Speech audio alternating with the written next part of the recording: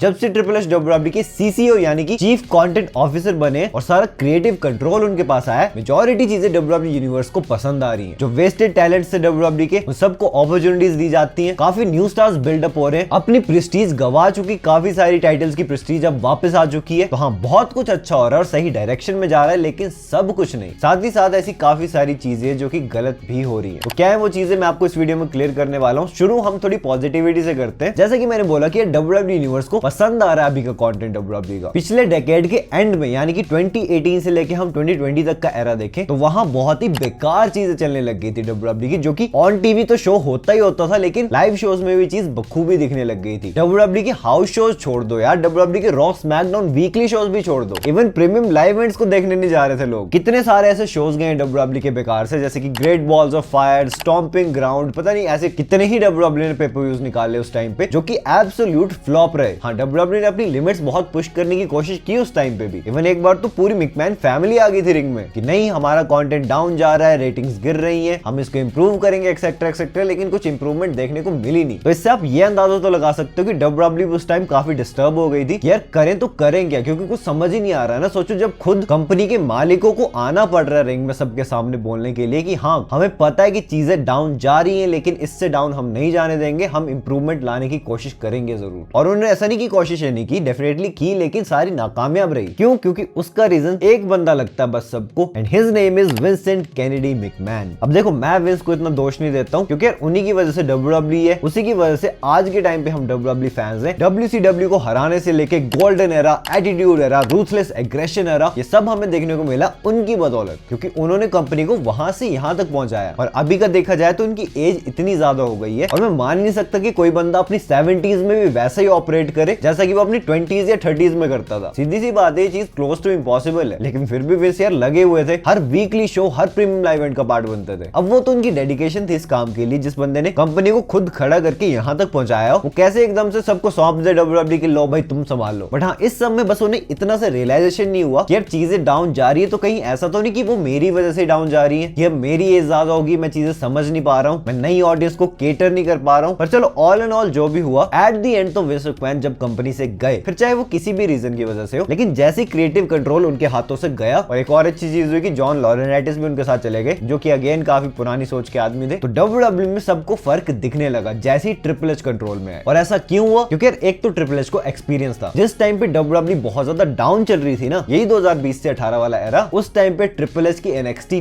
Peak पे चल रही थी। एक तरफ मेन रोस्टर डब्ल्यूडब्ल्यूई का, जहां पे बेकार से बेकार चीजें दिखाई जा रही हैं, दूसरी तरफ एनएक्सटी जो कि भाई कमाल कर दे रहा है। और काफी सारे लोग चाहते भी थे कि भाई ट्रिपल एच अगर इतनी खतरनाक एनएक्सटी चला सकते हैं, तो अगर उन्हें एक बार क्रिएटिव कंट्रोल मिल जाए तो वो क्या नहीं कर देंगे। और डेफिनेटली उन्होंने वो सारा एक्सपीरियंस जैसे वो क्रिएटिव कंट्रोल में आए, उन्होंने यहाँ मेन रोस्टर पे भी लगाया, और डिफरेंस दिखना भी शुरू हो गया लोगों को। और एक बात तो बिल्कुल मानने वाली है यार, जो बंदा उस रिंग में कंपीट कर चुका हो ना, सिर्फ वही डब्ल्यूडब्ल्यूई का क्रिएटिव कंट्रोल संभाल सकता है। जिसने कभी वो रिंग हिट ही नहीं की, लोगों के सामने खड़ा ही नहीं हुआ, उसको क्या पता कि भाई कैसे रिंग में कंपीट किया जाता है, कैसे क्राउड से कनेक्ट किया जाता है, कैसे उन्हें एंगेज रखा जाता है कंटेंट के साथ। बट ट्रिपल एच ये सारी चीजें समझते थे, तो उन्होंने इंप्रूवमेंट्स लाना शुरू की। उन्होंने काफी सारे सुपरस्टार्स को लंबे लंबे टाइटल रेंज दिए, for example Bianca Blair, Roman Reigns, Gunther, Riya replay, जिससे कि टाइटल्स की प्रेस्टीज बनी रहे। ये तो रेसलमेनिया 38 में याद है ना, यूएस टाइटल और आईसी टाइटल तो भाई फीचर तक नहीं हुए थे। साथ ही साथ उन्होंने नए टैलेंट्स बिल्ड करना भी शुरू किए, जो कि आज के टाइम पे बहुत ज्यादा जरूरी था। अब कुछ टाइम पहले हमारे लिए कौन ही थे ये सारे सुपरस्टार्स, जो कि आज के टाइम पे वर्ल्ड टाइटल पोजीशंस में पहुंच चुके हैं। और डेफिनेटली इस टाइम पे बहुत ज्यादा जरूरत थी इस चीज की, क्योंकि न्यू डेकेड शुरू हुआ है, डब्ल्यूडब्ल्यूई को न्यू टैलेंट्स बनाने पड़ेंगे, जो कि आने वाले टाइम में डब्ल्यूडब्ल्यूई को संभाल ले। और फाइनली डब्ल्यूडब्ल्यूई की वो चीज फिक्स होती हुई दिख रही है, जो कि बहुत बड़ी प्रॉब्लम बनती जा रही थी कि न्यू ऑडियंस अट्रैक्ट ही नहीं हो रही थी कंटेंट की तरफ, और अब वो होने लगी है। तो ये अच्छी चीज है, लेकिन जैसा कि मैंने कहा कि बहुत सारी अच्छी चीजें तो हुई हैं, लेकिन काफी सारी ऐसी चीजें हैं ट्रिपल एच के कंट्रोल में जो कि ऑफ एंड जाती हुई दिख रही है। अब जैसा कि मैंने कहा कि यार काफी सारे टैलेंटेड रेसलर्स को चांस तो मिल रहा है, लेकिन सबको नहीं मिल रहा। फॉर एग्जांपल अपने इन द शेयर देख लो, जिंदर महल देख लो, उन्होंने खुद अपने रिलीज मांगा ना। क्यों मांगा? क्योंकि उन्हें अच्छे से बुकिंग ही नहीं मिल रही थी। अभी रिसेंटली जिंदर महल ने काफी शेयर की थी चीजें एक इंटरव्यू में, जहां उन्होंने बताया था कि यार मैंने ट्रिपल एच से खुद बात की थी कि कम से कम हमें लाइव इवेंट्स हाउस शोज में डाल दो। अब वो टीवी पे तो आते नहीं है, तो वहां क्या होता है कि अगर आप गलतियां कर भी देते हो तो ज्यादा मैटर नहीं करता, क्योंकि वो किसी स्टोरी लाइन का पार्ट नहीं है, वो बस वहां बैठी ऑडियंस को केटर करने के लिए। तो बार बार वहां रेसल कर करके बंदा सीखता है, जितना कि वो ऑन टीवी चीज पे नहीं सीख सकता। और ट्रिपल एच ने वो मौके भी नहीं दिए उनको। बॉबी लैशले, कैरिन क्रॉस, एमवीपी जैसे सुपरस्टार्स की बात कर लो, हर्ट बिजनेस बिजनेस कितनी सही चल रही थी, लेकिन ट्रिपल एच ने ये फैक्शन कभी भी रीयूनाइट नहीं की। अब हो सकता है इसका रीजन ये हो कि भाई ट्रिपल एच चाहते ही नहीं है इनको रीयूनाइट करना, क्योंकि करंटली उनका फोकस न्यू टैलेंट्स पे है। बॉबी लैशली की एज ऑलमोस्ट 50 होने वाली है, MVP भी पुराने सुपरस्टार हैं, शेल्टन बेंजामिन भी, तो उन्होंने सोचा कि स्ट्रीट प्रॉफिट्स को इनके साथ अलाइन करते ताकि वो थोड़े ओवर हो सके, लेकिन वो चीज वर्क नहीं कर पाई। और करंटली तो हमने सुन भी लिया है कि यार MVP और ऐसे ही काफी सारे सुपरस्टार्स को हटा दिए WWE ने, यानी कि वो रिसाइन नहीं कर रहे हैं WWE के साथ, जो कि काफी बेकार चीज होती है, टैलेंट आपके हाथ से चला जाए। अब वैसे MVP तो काफी सारी ऐसी चीजें कह चुके हैं सोशल मीडिया पे जो कि यार ट्रिपल एच को रेसिस्ट करार करती है। अब हाँ, माना ट्रिपल एच ने एक टाइम पे स्टोरी लाइन में काफी रेसिस्ट कमेंट्स किए थे एक टाइम पे, बट ऐसा नहीं कि यार वो रेसिस्ट सच में है रियल लाइफ में। अब जैसे कि यार MVP कह रहे हैं वो बिल्कुल 100% भी सच नहीं हो सकता। कार्मेलो हेयर्स को WWE पुश दे रही है, जेड कारगिल तो कहां से कहां नहीं पहुंच चुकी है, और भी ऐसे काफी रेसलर्स है यार। अब देख के तो मुझे नहीं लग रहा कि ऐसा कुछ ट्रिपल एच भेदभाव कर रहे हैं, बट चलो मैं ज्यादा बोलूंगा नहीं, क्योंकि मुझे MVP की साइड की स्टोरी पता नहीं, क्या पता उनके पर्सनल रीजंस हो कुछ, उन्होंने ये सारी चीजें शेयर की सोशल मीडिया पे। अब थोड़ी सी चैंपियंस की बात कर लेते हैं। करंटली जितने भी चैंपियंस हैं उन सब की हालत भी ठीक नहीं चल रही है। क्लैश एट द कैसल में unholy union tag team champions बने थे, वो भी बियांका और जेड को हरा के भाई, लेकिन उसके बाद ट्रिपल एच ने क्या किया उनके साथ? लिटरली कुछ भी नहीं, उनका कुछ हुआ ही नहीं है। तो जितवाया क्यों भाई टाइटल को ऐसे ही, बस होम टाउन में चैंपियन बनाने के लिए? सिमिलरली आप देखो लोगन पॉल जब से चैंपियन बने 250 दिनों से भी ज्यादा का टाइटल रेन हो चुका है उनका, लेकिन अभी तक उन्होंने कितनी टाइटल डिफेंसेस की हैं? सिर्फ